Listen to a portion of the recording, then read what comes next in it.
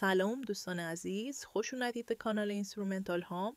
همطور که میدونید این کانال درباره آهنگ‌های بی‌کلام و خامه و هدفش هم اینه که دوستانی که به آوازخوانی علاقه‌مندن و یا تمرینات آواز کار میکنن بتونن از این آهنگ‌ها به راحتی استفاده کنن و در دسترسشون باشه و کارشون رو راحت‌تر پیش ببرن.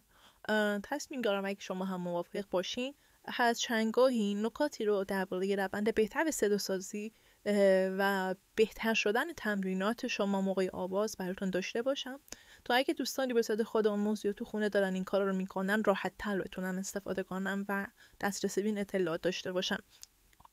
در مورد صدای بهتر ما رژیم های غذایی و عادت هایی رو باید در نظر بگیریم که بعضیشون غلطه و ما داریم و بعضیشون رو باید خودمون ایجاد کنیم. اگر تمایل داشته باشین من قطعا توی پست‌های بعدی نکات تکمیلی رو میگم، چون نمیتونم همین اونها رو توی این ویدیو کاملا به شما بگم.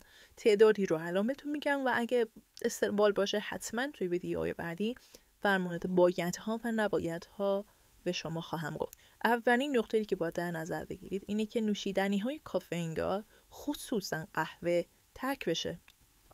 نوشیدنی‌های کافئین‌دار حتی شامل چای تند نمیشه، چون ما مصرف زیادی داریم توی ایرانی‌ها. ما تو جمع‌های دوستانمون فهمیدیم زیاد از چای استفاده می‌کنیم.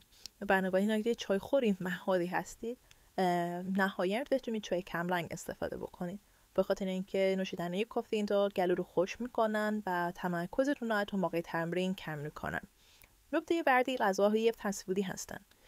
غذاهای فست‌فودی به خاطر چربی اضافی که تولید میکنن باعث سوزش معده میشن و اسید معده ترشح میکنن. ما اسیدهای معده پنهانی هم داریم دوستان که بدون هیچ علائمی هستن و ما اصلا متوجهشون نمیشیم که ایجاد شدن.